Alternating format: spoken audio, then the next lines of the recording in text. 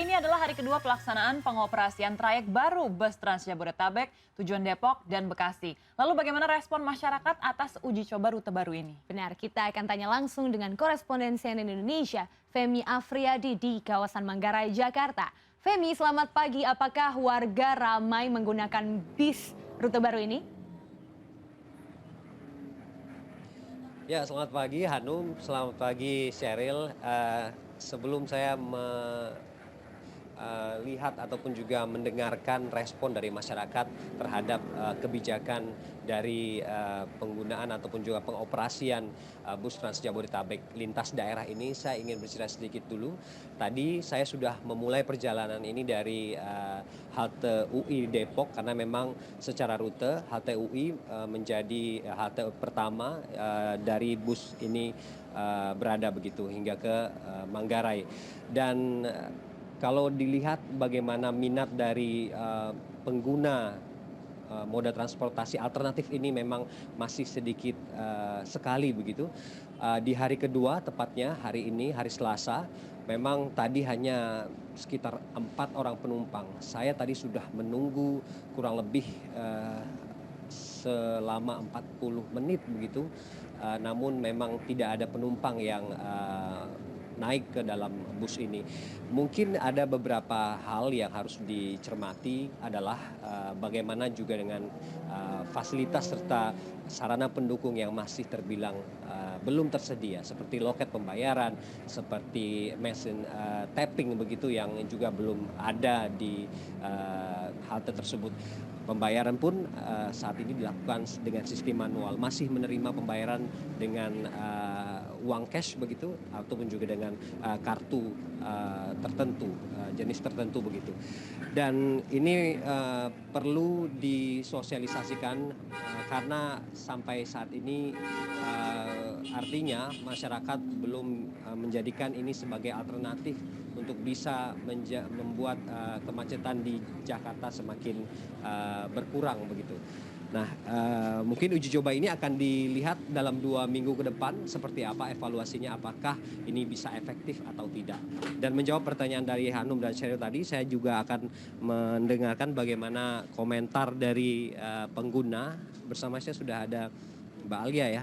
Mbak Alia, ini sudah ada bus Trans Jabodetabek yang masuk khususnya ke daerah Depok.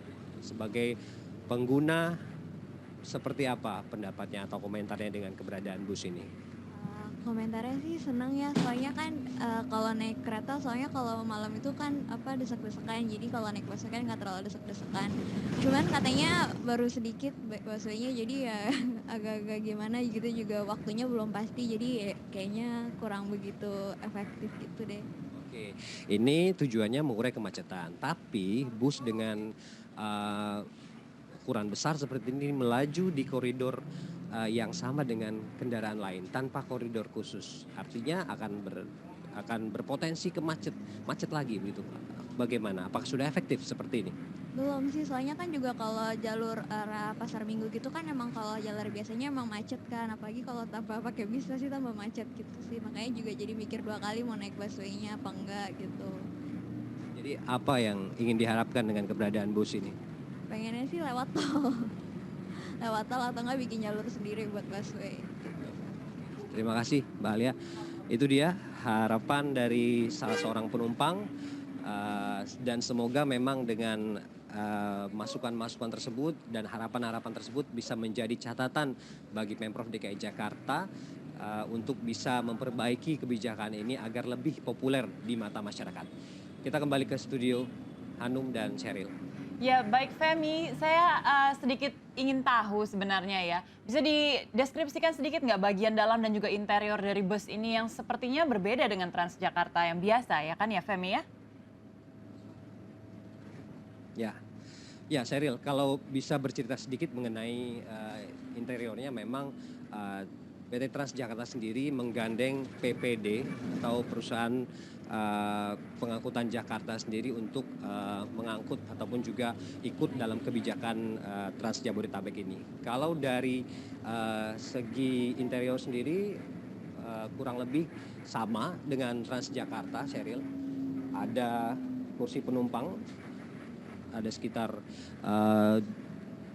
20 kursi yang tersedia dan juga ada space untuk puluhan penumpang yang akan berdiri begitu dengan pendingin ruangan yang cukup proper, dan tersedia juga mesin tapping manual yang berada di depan kemudi bus ini, dan juga ada petugas yang akan menjaga lalu lalang penumpang untuk keluar masuk di halte pemberhentian.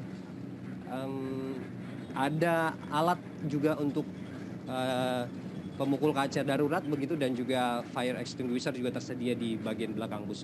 Secara fasilitas dan sarana di interior bus ini sudah cukup memadai, Sheryl, sehingga bus ini memang bisa dikatakan layak untuk beroperasi mengangkut penumpang antar daerah khususnya Depok dan Jakarta, Sheryl. Baik, Femi, ini pasti menjadi kabar gembira untuk warga Bekasi dan juga Depok. Namun, apakah ada protes dari para pengemudi angkutan umum jurusan dua tempat ini, jurusan Bekasi, Depok maupun sebaliknya, Femi? Ya, Hanum, mengenai hal ini memang masih menjadi pro dan kontra. Namun ini masih dalam tahap uji coba. Tentu ada evaluasi yang harus dilakukan oleh Pemprov DKI Jakarta sendiri. Karena dari keberadaan bus ini lajunya memang menggunakan jalur yang sama atau rute yang sama serta trayek yang sama dengan angkutan-angkutan lain begitu.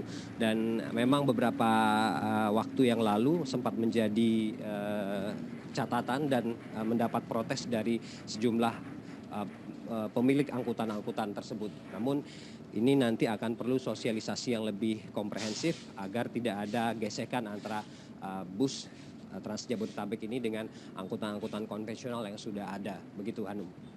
Oke, baik. Baik, Femi Afriyadi, terima kasih banyak. Itu dia tadi Femi Afriyadi yang melaporkan langsung dari Jakarta.